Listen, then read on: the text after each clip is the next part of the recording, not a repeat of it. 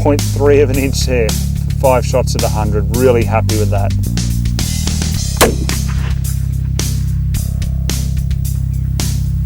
Hit. So under 6 inches there for 5 shots at 800 yards. I'm pretty impressed with that. That's definitely sub MOA.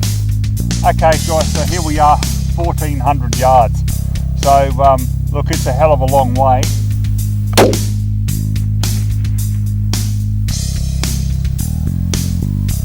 Miss 4 o'clock.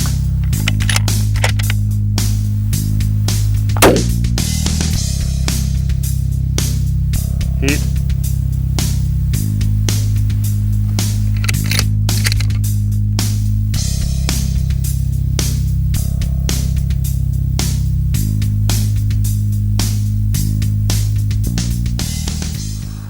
Hey guys, and welcome to Ozzie Reviews. Well, today I'm checking out the Sabatti STR 6.5 Creedmoor Rifle. So let me show you what it comes with. There's some information on the Sabatti MRR, or multi-radial rifling, and I'll explain that in just a moment. We've got the instruction manual.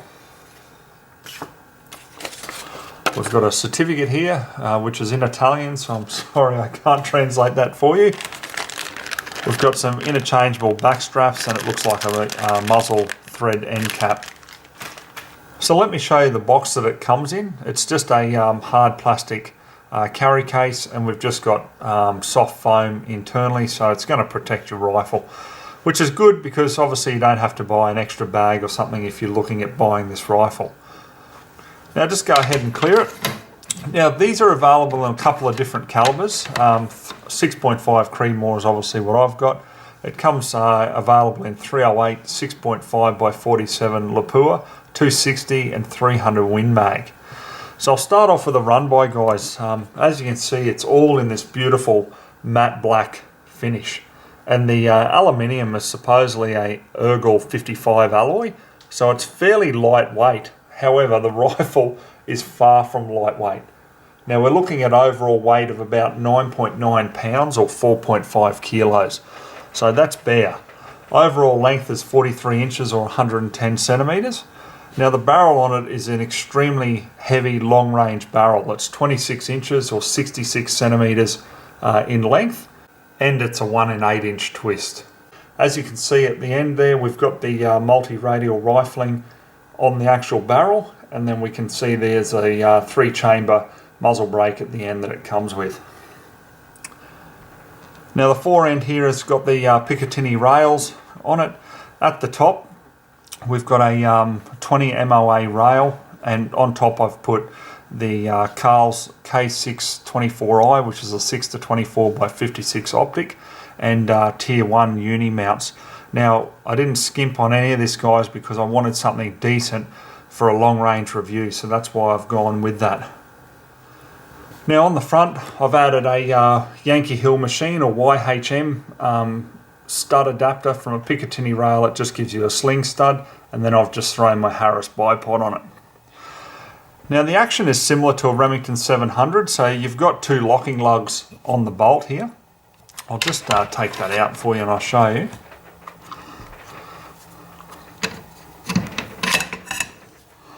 So we've got the 2 locking lugs at the front, and very similar to the Remington 700.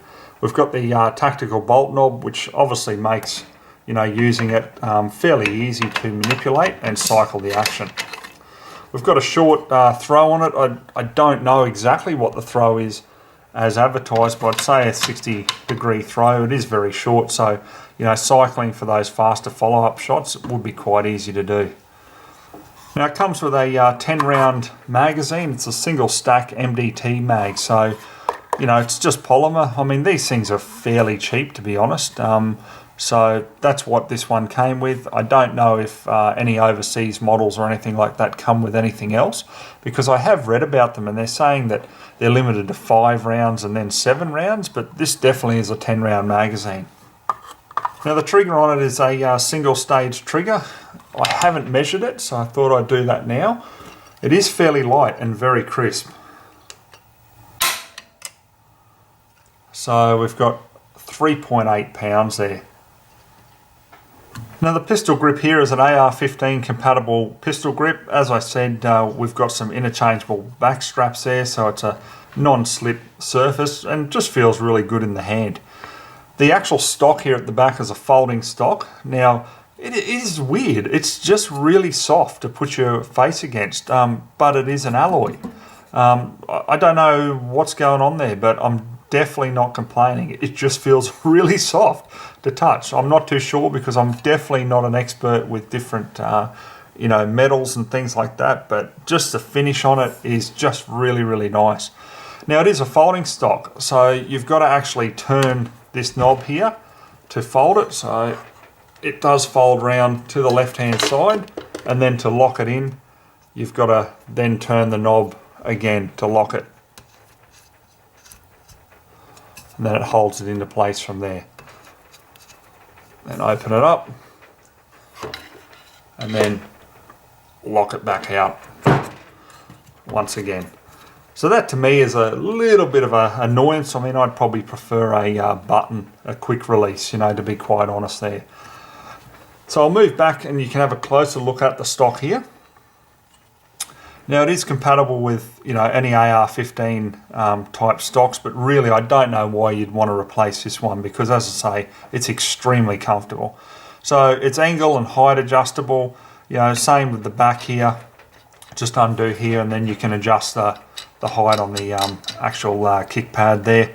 Nice rubber kick pad. You've got a little bit of a Picatinny rail here. Should you want to add something to the back here just to stabilize it a little bit more. Basically with a lot of this, it isn't really quick release, so you've got to undo the Allen screws here to adjust it for the length and stuff like that. But once it's adjusted and you get it into place, well, there's probably really no reason to change it. Okay, so now let me talk about this multi-radial rifling that Sabatti have come up with. So look, I won't get too technical with it, guys. I'll try to explain it in the most simplistic terms. Basically, every area of the bore is concave, not convex, okay? So there's less wear on the actual bullet as it travels. See how there's no sharp edges whatsoever? So what's the benefit of that, or is it just a whole heap of height? Well, what they're saying is that you can actually get higher speed, up to 10% in some circumstances, out of your rounds, which obviously would be, a big benefit. And there's also increased accuracy and less chance of flies. So anyhow, that's a very big statement, but we'll certainly put that to the test. Sabatti, as you would probably guess by the name, is made in Italy, and these rifles, as you see it, obviously minus the scope and the rings, are $3,250 from Gold Coast Shooter Supplies. So anyhow guys, I'm super keen to see how this performs. Let's get out on the farm now and do some serious long range work. Okay, so let me run you through the different types of ammunition we're going to put through the Sabatti. So I've got a hold of Federal Premium's new gold medal line of ammunition. Now this is loaded with the 130 grain Berger. We've got the 129 grain SST Superformance from Hornady. Now that is a hunting round, but look, I was pretty limited to what ammo that I could get at the time, so I just bought what I could get a hold of. Next one here is the 140 grain match from Winchester. Then we've got the 140 grain from American Eagle. And then last of all, we've got the 143 grain ELD-X from Hornady. Now that is a hunting round as well, but supposed to be very, very accurate. So there's a good variety of different 6.5 ammo here, guys. So what I'm going to do is just get it sighted. I think I'm pretty much right on now, and we'll fire 5 rounds of each different ammo down range there at 100 yards and just see which ammo the Sabatti loves.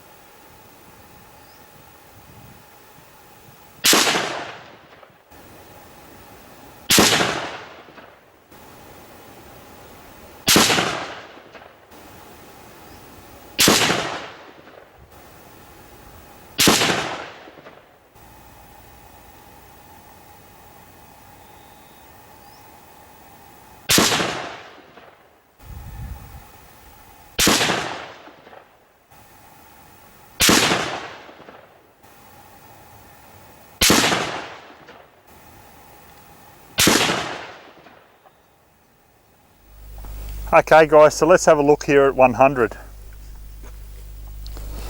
Okay, so we'll start with the 130 grain Berger from Federal Premium. Now I've come in at about 0.7 of an inch there. Then down to the 129 grain SSTs from Hornady. Geez, it didn't like that ammo, did it? 1.4 inches there. Then when we come up to the Winchester, I mean, what a nice little group there. That's really come in. We're just on 0.3 of an inch there for 5 shots at 100. Really happy with that. Then up to the 140 grain from American Eagle, and we've come in at about just on 0.7 of an inch there. And then down to the 143 grain Hornady ELDX. I can confidently say the rifle does not like Hornady ammunition from what I'm seeing. Just on an inch group there. Well, it's a clear favourite once again, is that Winchester ammo. So look, I'm going to sight the rifle in for that, so I'm going to bring it over a few clicks and up a couple there, and then we'll get out and we'll do some serious long range with this rifle. Okay, so what we're going to do here guys is just fire 5 rounds at different distances. So we'll start here at 600, and then we're going to move back as far as we can before we run out of ammo. So I'm just going to use the Winchester match here because it seems to shoot the best through this Sabatti, and let's just see if we can capture some really good footage for you.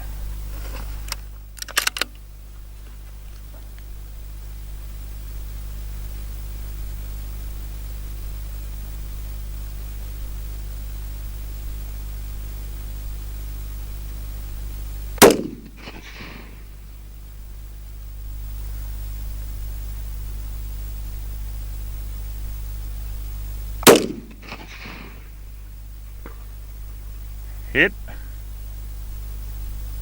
We're high and to the, well, not too high, but a little bit high and to the left.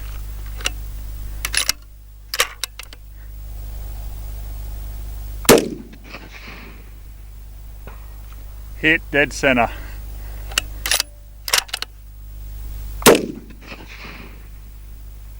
Hit. That's grouping very nicely.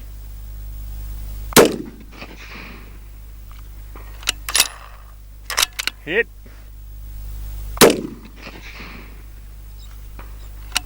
Hit.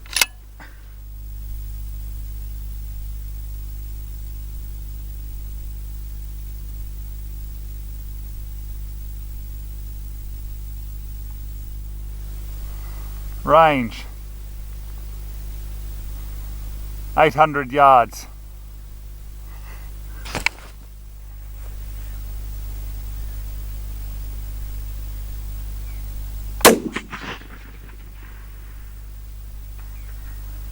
Hit.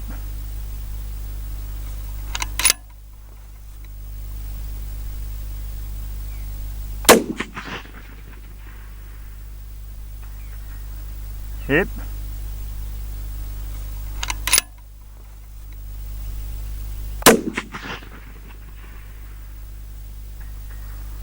Hit.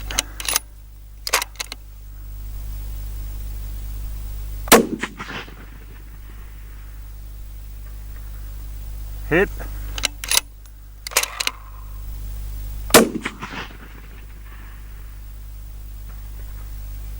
Hit.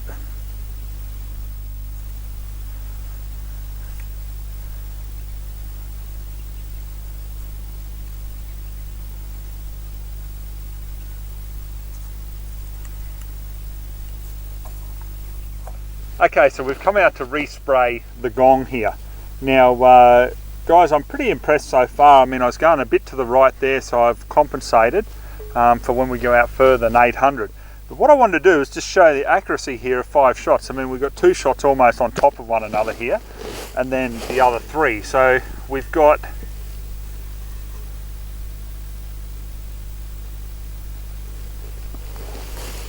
.8, or you might as well say 5.9.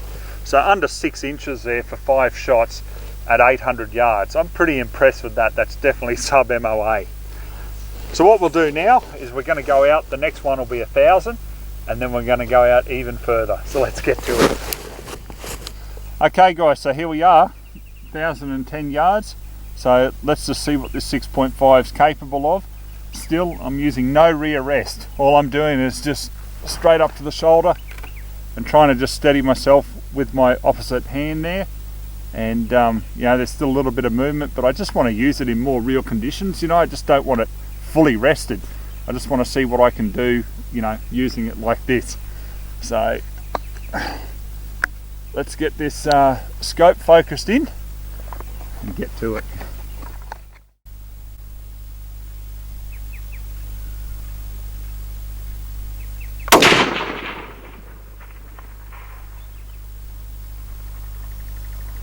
It was a little low.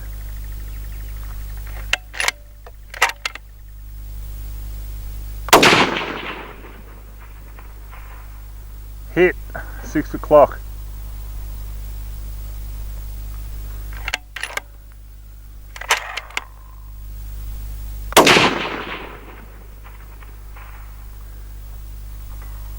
Hit.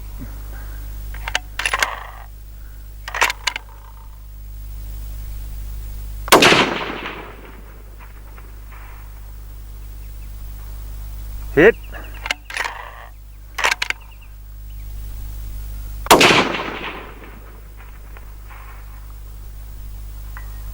Hit.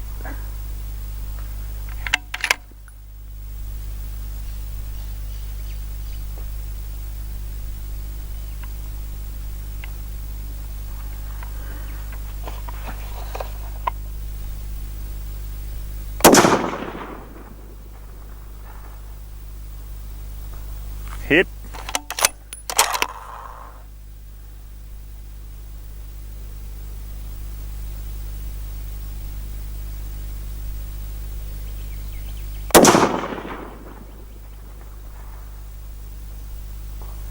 Hit.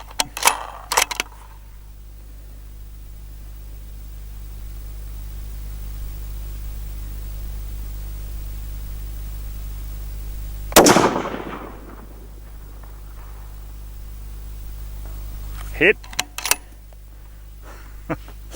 So, should we clear there? Guys, yeah, not bad, is it, for, you know, 1,010 yards. I mean, a couple of things here that really come into play. Obviously, we've got a reasonably good day.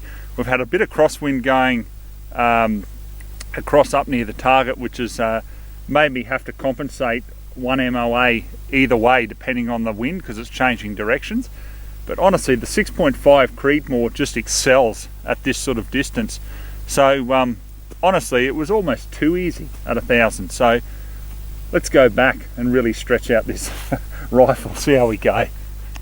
All right guys, so we're out here, 1,200 yards. Let's put a few rounds down range and see how we go.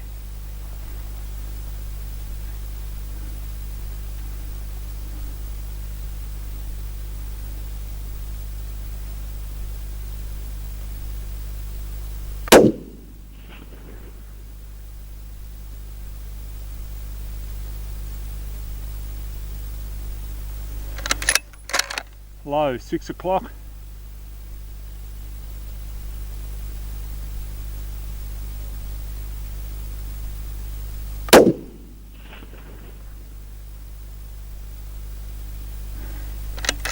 Low, 6 o'clock.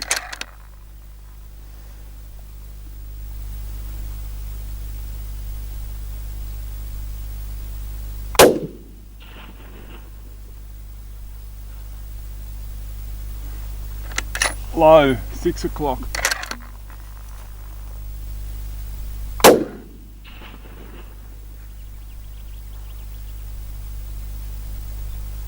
Hit.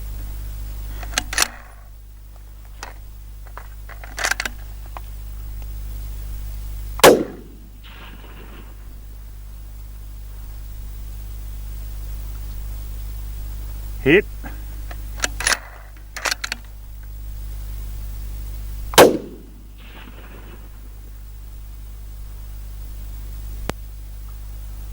Hit.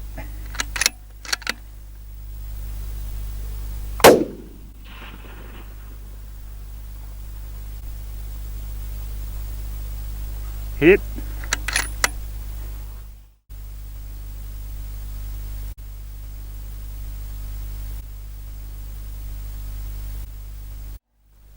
Okay guys, so here we are, 1400 yards.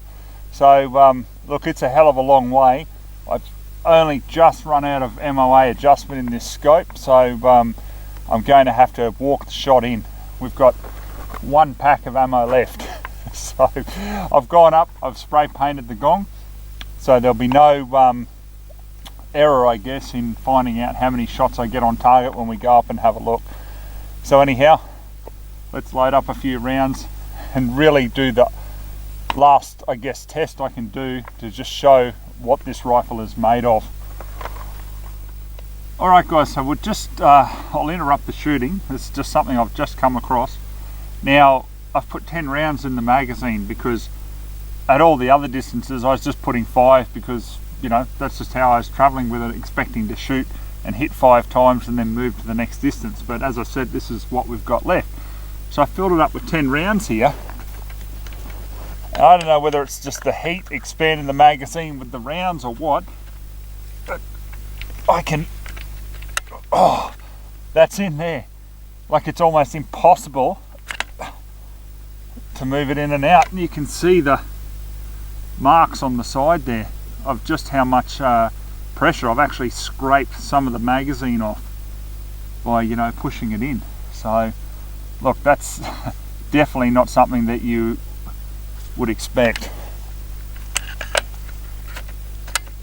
Okay, I mean it'll wear in, I guess, but yeah, that's a fair bit of friction on that once it's loaded up to the full capacity. Anyhow, we'll see how we go.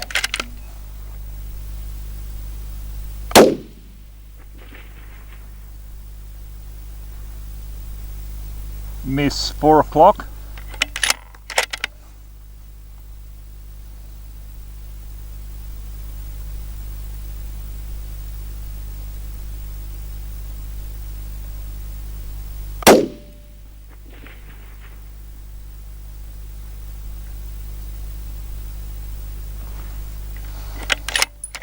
Miss 6 o'clock.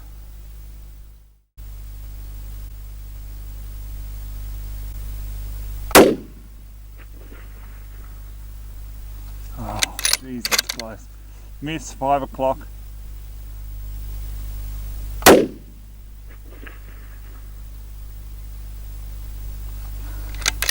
Miss 6 o'clock.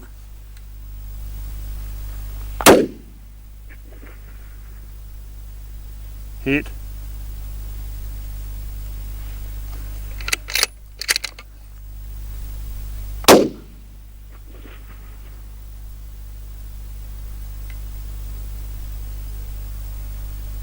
Hit.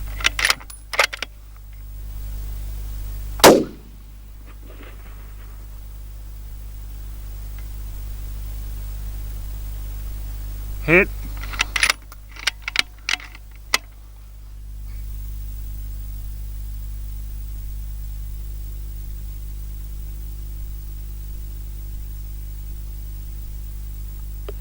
Okay guys, so as you can see here, we've got 3 shots on the gong there at 1400 yards, 1, 2, 3.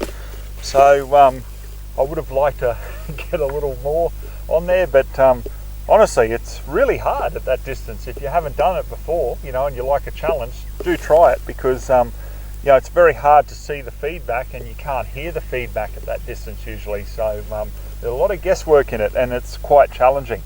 So on that note guys, I'm going to wrap up my final thoughts on the Sabatti STR. Couple of bugbears I just want to get out of the way. In general, I love the rifle, but these are a couple of things that I feel you need to know about. One obviously is going to be the magazine that I've got a problem with. Any magazine, when you load up to its full capacity and you struggle to get it into the magazine well because you've got to hammer it in because it doesn't fit, it's just completely unacceptable on a rifle that's $3,000 odd. In actual fact, it's unacceptable on any new rifle in my view. The stock on it, just having to unscrew it, I mean look, it's quick enough to do, okay, but I really would love to see a push button foldable stock there. And the reason why I say it is because when I was moving through the different distances there to shoot at the gong, I was just running a patch through just to clean it out before I went on to that next distance. So it was just a little bit annoying just having to unscrew it all the time. I would like to just have a push button just to make that quicker. Now, the final thing that I've noticed, and this is only when shooting it I've noticed this, when I've obviously been pulling the bolt out to put a patch through, is just watch when I do pull the bolt out, okay? So watch the safety. So the safety's off at the moment, naturally. So hit the bolt release, pull it back. See how it hits the safety, so the safety is now actually on. Now, that might not be a problem to a lot of you guys, but when I was putting it back in, okay, and going to shoot at the next distance, obviously I'm pulling on the trigger there and nothing's happening, and I'm like, well, what's going on? Oh, the safety was engaged. So that's just something that's a little bit annoying to me.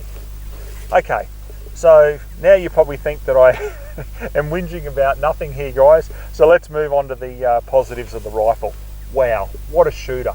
I mean, you know, 0.3 of an inch there at 100, it's right on with the results that I got with the Tikka A1 TAC. However, you know, once I stretch this out, I mean, this thing just performed brilliantly.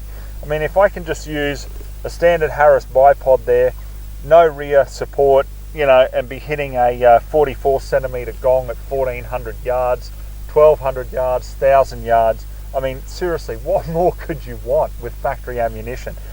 If you did some hand loads for this rifle, honestly, I would have, well, I wouldn't be surprised, put it that way, if you were shooting like 0.1 and 0.2 of an inch there, you know, at 100. Just a fantastic, accurate rifle, this. So look, if you want something that's a little bit different, you know, it's not a Tikka, it's not a Ruger, it's not something that's commonly found here in Australia, but you want something that's really super accurate, honestly, check one of these out, guys. They're just a fantastic rifle. You know, the accuracy department has certainly not disappointed me. Alright guys, so that's it for the review. We've been filming for 2 days to make this happen, and you know, we've had good weather and everything, so it's been a heap of fun doing it. So I hope you at home are enjoying watching it. So till next time, we'll catch you then.